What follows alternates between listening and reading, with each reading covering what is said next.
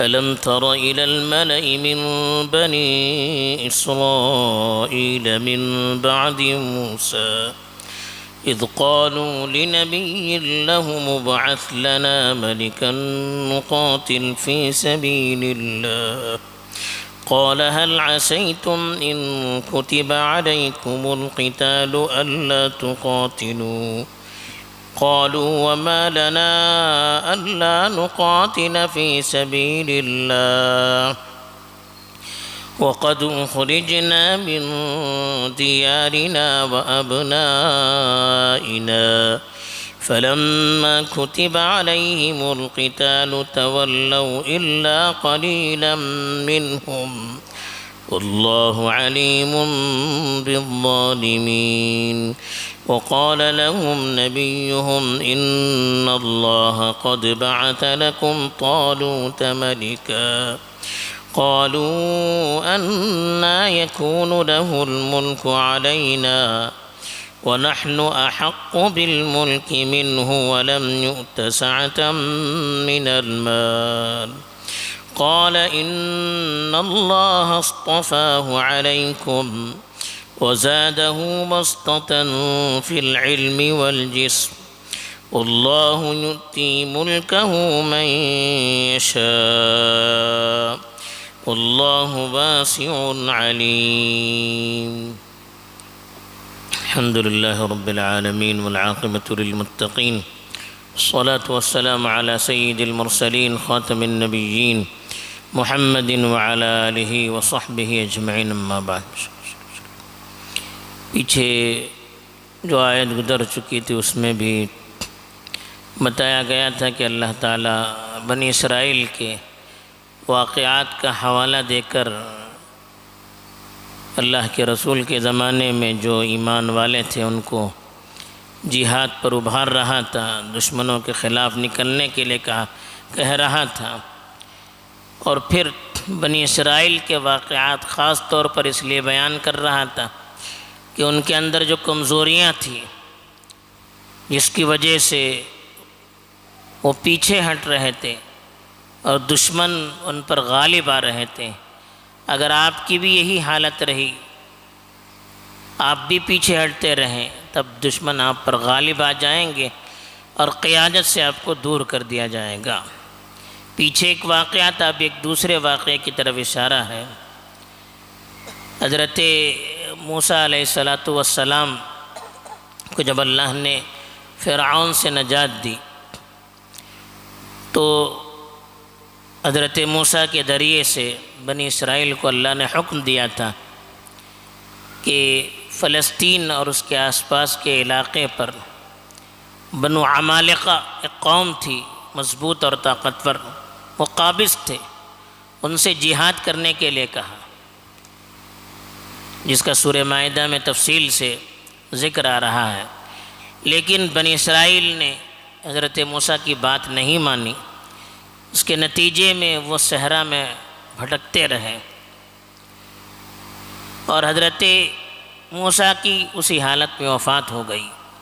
پھر حضرت یوشع علیہ السلام کے دور میں کچھ ممالک انہوں نے کچھ علاقے فتح کیے، لیکن حضرت یوشع کے بعد پھر ان کی وہی حالت رہی، کوئی بادشاہ بھی نہیں تھا، کوئی نبی بھی نہیں تھا۔ حضرت یوشع نے قاضیوں کا نظام مقرر کر رکھا تھا، وہی نظام چل رہا تھا۔ اس کی وجہ سے بنی اسرائیل کے قبائل منتشر ہو گئے اور دشمن ان پر غالب آنے لگے۔ اسی طرح سے 300 سال کا عرصہ گزر گیا۔ اسی زمانے میں فلسطین کے بت پرست پھر ان پر غالب آ گئے اور ان کی بستیوں کو تاراج کیا، اور تابوت سکینہ جس کا تذکرہ آ رہا ہے، مبارک صندوق تھا، وہ صندوق بھی وہ لوگ لے کر چلے گئے۔ تو حضرت سمویل علیہ السلام کو اللہ نے نبی بنایا، تو اس وقت حضرت سمویل علیہ السلام سے ان کی قوم نے درخواست کی تھی کہ اللہ سے دعا کیجیے کہ اللہ تعالیٰ ہم پر کسی بادشاہ کو مقرر کرے تاکہ اس بادشاہ کی قیادت میں ہم دشمنوں سے لڑ سکیں۔ حضرت شمویل نے کہا کہ کیا پتہ اللہ تعالیٰ نے بادشاہ مقرر کیا اور تم پر جہاد فرض کیا تو تم پیچھے ہٹ جاؤ گے؟ اس لیے کہ حضرت سمویل کو معلوم تھا کہ اس قوم کی فطرت کیا ہے، یہ مقابلے کی طاقت نہیں رکھتی ہے، ان کے اندر ہمت نہیں ہے، بزدل اور کم ہمت ہے۔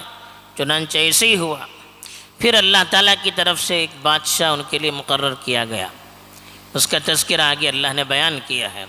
اسی کی طرف اشارہ کرتے ہوئے اللہ نے فرمایا الم تر الی الملأ من بنی اسرائیل من بعد موسیٰ، ملا کہتے ہیں سربرداولہ لوگ، بڑے لوگ، قوم کے ذمہ دار۔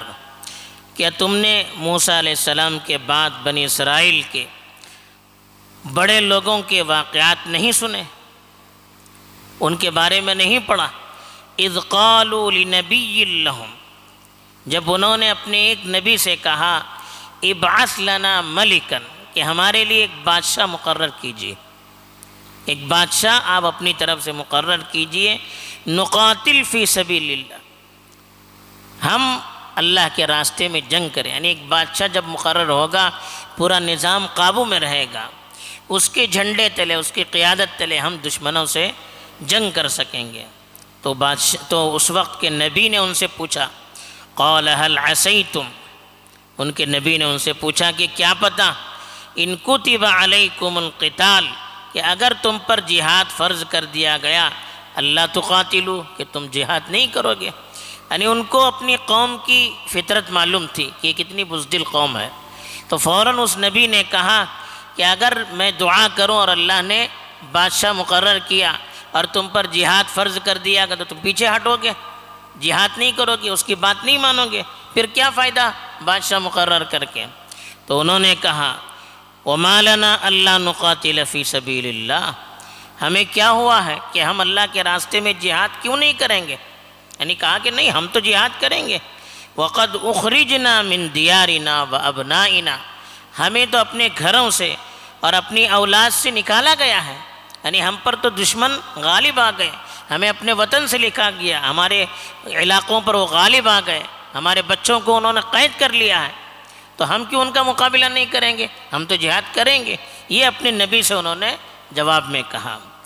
اللہ تعالیٰ کہتے ہیں فَلَمَّا كُتِبَ عَلَيْهِمُ الْقِتَالُ، جب ان پر جہاد فرض کیا گیا تَوَلَّوْا إِلَّا قَلِيلًا مِّنْهُمْ، چند لوگوں کے علاوہ باقی سب بھاگ گئے۔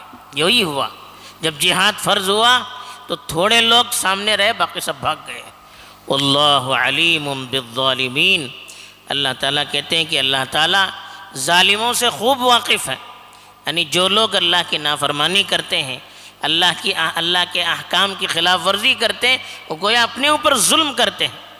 ایسے لوگوں سے اللہ خوب واقف ہے، جو جھوٹ بولتے ہیں، دھوکہ دیتے ہیں اور دشمنوں کے مقابلے میں بھاگ جاتے ہیں، قربانی دینے کے لیے تیار نہیں ہوتے ہیں، نبی سے وعدہ کرتے ہیں، اس کی خلاف ورزی کرتے ہیں۔ اللہ تعالیٰ ایسے لوگوں سے خوب واقف ہے۔ واقف ہونے کا کیا مطلب ہے؟ جب قیامت میں اللہ کے دربار میں وہ حاضر ہوں گے تو اللہ تعالیٰ ان کی اس غداری، بے وفائی، نافرمانی کا ان کو پورا پورا بدلہ دے گا اور سختی سے ان کی پکڑ کرے گا۔ تو اس پکڑ سے بچنا ہے تو دنیا میں تھوڑی سی قربانی دینی ہے۔